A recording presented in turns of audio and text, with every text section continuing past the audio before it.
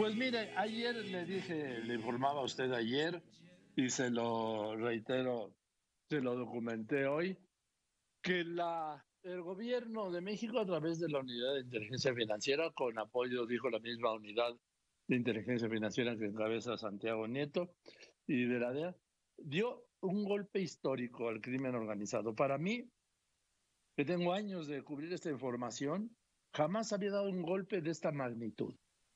Y justo donde más le duele, o donde les duele a los delincuentes, el bolsillo. Jamás había hecho una investigación de esta magnitud, de esta duración y con estos resultados. Estoy hablando que se llevó a cabo el bloqueo de las cuentas de 1,939 sujetos, son 1,700 y tantos personas físicas, 160 personas, empresas y 2 fideicomisos, ¿sí? Todos vinculados al más peligroso, sangriento y fuerte de los cárteles, el cártel Jalisco Nueva Generación. Y yo aprecio mucho a Santiago Nieto, el jefe de la Unidad de Inteligencia Financiera de Hacienda, que me haya aceptado esta llamada. Santiago, ¿cómo estás? Buenas tardes. Buenas tardes, Joaquín. Un saludo a ti y a tu auditorio. Muchas gracias. Gracias por contestarme, Santiago, porque nunca había visto, decía, un golpe de esta magnitud. ¿Cómo fue? Ha tenido que ver con la estrategia que hemos platicado tú y yo de seguridad del Estado mexicano. Como podemos recordar, el sexenio anterior se utilizaron o se identificaron 122 líderes de los grupos delictivos y se logró abatir o detener a 116 de los 122. La verdad es que cuantitativamente fue un éxito la operación. Sin embargo, eso no disminuyó el número de sicarios, de narcomenudistas o de la violencia generada en torno a la delincuencia organizada. Por eso el objetivo en esta administración ha sido darle un giro hacia detener las estructuras financieras de los grupos delincuenciales para efecto de que no sigan teniendo recursos para pagarle a sicarios, a narcomenudistas que repitan el ciclo. Además de ello, es un tema también conceptual.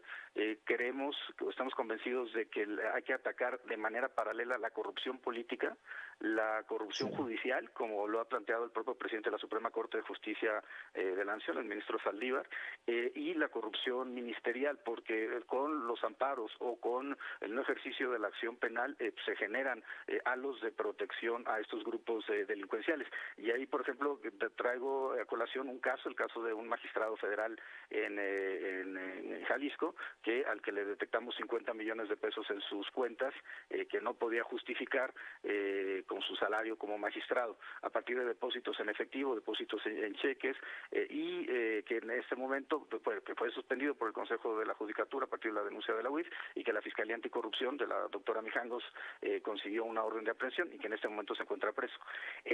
A partir, digamos, de esta lógica, lo que hicimos fue trabajar de manera coordinada con SEDENA, la Secretaría de Marina, el Centro Nacional de Inteligencia, que nos proporcionaron los datos que tenían ellos. En ocasiones eran datos de sicarios, eran datos de operadores en varios estados de la República, y de manera también paralela estuvimos con la DEA intercambiando información para efecto de tener estos listados.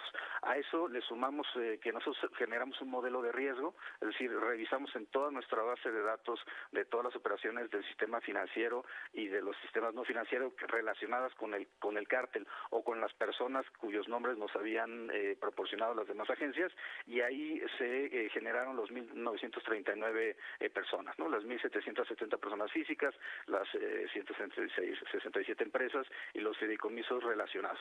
Esto fue un trabajo coordinado de varios meses de intercambio de información entre todas las agencias, se presentó en el gabinete de seguridad, y pues la DEA nos hizo también la solicitud formal que empataba las dos operaciones, ¿no? La operación Pitón, que era la operación que la DEA y varias agencias norteamericanas desarrollaron en Estados Unidos para desmantelar centros de distribución de droga del cártel Jalisco Nueva Generación, y lo que nosotros llamamos operación Agave Azul, que estaba relacionada con el bloqueo financiero de pues de estas empresas y de las personas físicas relacionadas con el cártel.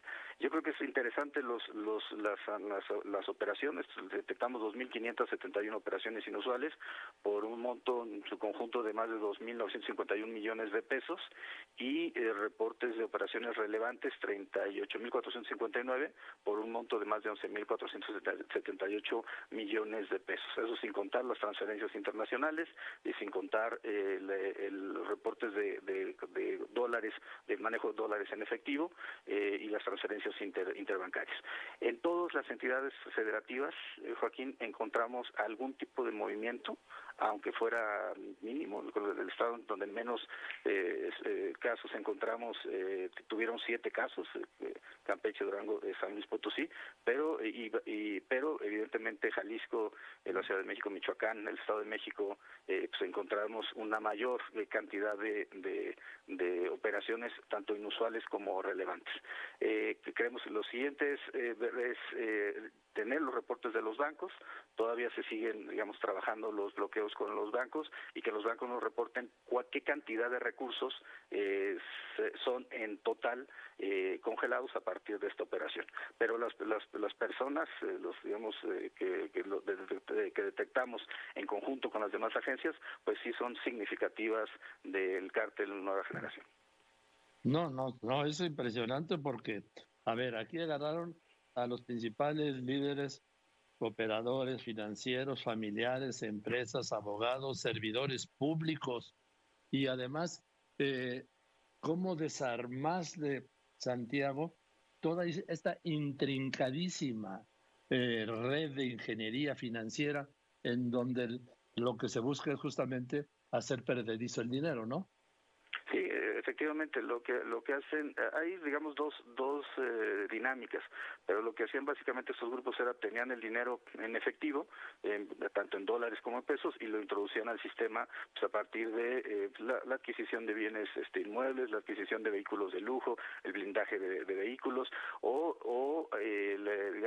se lavaba a partir de empresas de todo tipo, desde empresas de restaurantes, por ejemplo, empresas dedicadas teóricamente a la computación, y esto nos permite darle seguimiento del dinero, que es un tema que también se vincula con la corrupción política. Hay servidores públicos que nos aparecieron en los reportes de varias de las agencias, tanto en México como en Estados Unidos, vinculados con el cártel, y encontramos integrantes de los Queenies, por ejemplo, de los operadores financieros, un hermano del Mencho coordinando el tema del tráfico de drogas, los líderes en varios estados, en el Estado de México, por ejemplo, operadores en Veracruz, en Michoacán, nos acercamos también mucho a los círculos cercanos. Evidentemente solo en aquellos casos en donde encontrábamos que hubiera una operación, digamos, irregular. En ese momento, pues la información ya está procesándose por los bancos, y creemos que es importante pues mantener una coordinación muy estrecha con Estados Unidos, porque pues el fenómeno del narcotráfico es un fenómeno supranacional. Sí. Y tiene que ser abordado a partir de dinámicas bilaterales y multilaterales. Ahora, Santiago Nieto, titular de la UIF, la Unidad de Inteligencia Financiera de Hacienda, esto duró meses, ¿no? Sí, efectivamente fue un trabajo de meses que se empezó a plantear desde el Gabinete de Seguridad. Hace algunos meses ya lo habíamos hecho con el cártel de Sinaloa, aunque fue con una menor cantidad de personas. En este caso fueron 330 sujetos los identificados, y tenemos pues presentadas también una serie de denuncias desde el 2019, inclusive una en 2018, en el mes de diciembre, cuando cambió la administración, pues que se encuentran ya en este momento en la Fiscalía General de la República.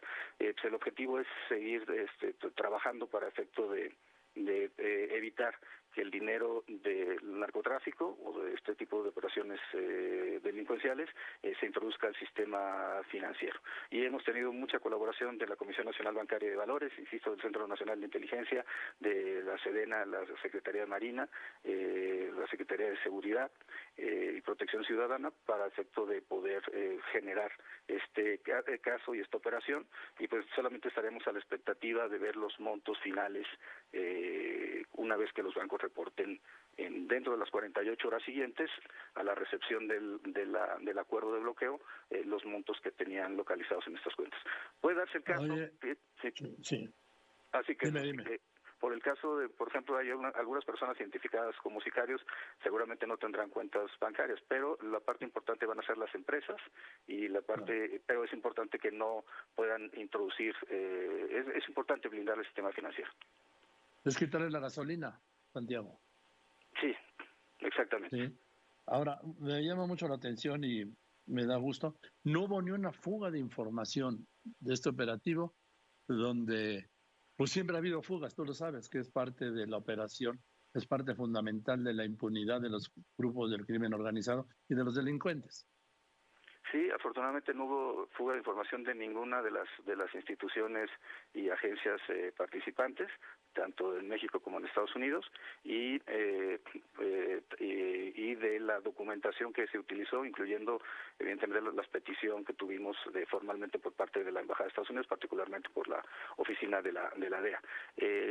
Creemos que es importante seguir trabajando de manera coordinada para efecto de sancionar a los servidores públicos involucrados, y por otro lado, pues que no solamente es importante combatir el flujo de los recursos económicos, sino también pues, que finalmente las personas se presenten ante los tribunales, que eso es lo más relevante en todas las operaciones que tienen que ver con el empoderamiento del Estado de Derecho. Era lo que te iba a preguntar ahora. ¿Qué es lo que sigue? ¿La UIF qué hace? ¿Da parte a la Fiscalía o cómo? ¿Cuáles son los pasos que siguen ahora? Sí, estamos integrando, digamos, toda la información para presentarla en su momento ante la Fiscalía General de la República. La información también se ha dado a la DEA para efecto de que los fiscales en Estados Unidos puedan tener pues, la información y poder procesar allá los casos, porque pues, esta es una parte central, como platicamos hace un momento. El fenómeno supranacional, por tanto, se tiene que combatir desde los dos lados de la frontera. Sí, porque lavan aquí y lavan allá. Sí. En los dos se está apretado allá con mucha más facilidad porque el sistema financiero es muchísimo más grande que el mexicano. Sí, efectivamente tienen un sistema financiero mucho mayor y eso permite que los flujos de recursos, varios de las transferencias internacionales que detectamos, de hecho, fueron hacia Estados Unidos. Y como habíamos comentado, solamente de transferencias obtuvimos 8.424 reportes por más de 7.216 millones de pesos. Estas transferencias internacionales hacia paraísos fiscales y Estados Unidos, entre otros espacios. Creemos que hay que seguir con esta política. La Evaluación Nacional de Riesgo nos arrojó que hay por lo menos 8 grupos delincuenciales que han estado creciendo, digamos, en la última década, y evidentemente pues, es importante la coordinación y el afectar sus estructuras financieras. Creo que es un paso relevante para evitar que sigan. Sí, pero tú te has metido como nadie se metió con el cártel Jalisco Nueva Generación, que es el mayor cártel, el más importante, el más sanguinario. ¿No tienes algún temor, Santiago? Porque pues al final todos somos de carne y hueso, ¿no? Bueno, yo creo que estoy pues, cumpliendo la instrucción que tengo de parte del presidente López Obrador. Él ha pedido que tengamos una política de cero tolerancia a la corrupción y cero tolerancia a la impunidad. Esta parte creo que entra precisamente en el espacio de combatir la impunidad. Que además la impunidad es el motor de todo, ¿eh? Tú lo sabes, Santiago. Si no hubiera la impunidad, es lo que permite todo el abanico delincuencial y de corrupción. Mientras no se corrija la impunidad, todo esto se va a mantener vivo. Sí, necesitamos avanzar todos. Yo creo que la política criminal de Estado involucra, es una política de Estado, involucra la parte de seguridad, la parte de prevención, que tiene que ver evidentemente con educación, la parte pues, de desarrollo social para efectos de que no los grupos, digamos las bases sociales de los grupos delincuenciales no lo sigan apoyando, pero también tiene que ver con procuración de justicia, con impartición de justicia. La Fiscalía General, las fiscalías locales, los poderes judiciales deben estar envueltos en esta batalla y evidentemente las fuerzas desde la Guardia Nacional, pues la Secretaría de la Defensa Nacional, Marina y todas las instancias que estamos relacionadas con la seguridad nacional, pues debemos de trabajar de forma coordinada para efecto de impedir que estos grupos continúen con su operación en el país. Santiago, pues muchas gracias por tu tiempo, sé que estás muy ocupado, te aprecio mucho la información y repito, felicidades porque este es el mayor golpe para mí que se ha dado al crimen organizado porque se le está pegando donde más le duele, que es en el bolsillo, en una operación pues prácticamente inédita por el monto y por el cártel de que se trata. Sí, pues muchísimas gracias por la oportunidad, Joaquín. Nuevamente me despido con un saludo a tu auditorio. Gracias, Santiago, que estés muy bien.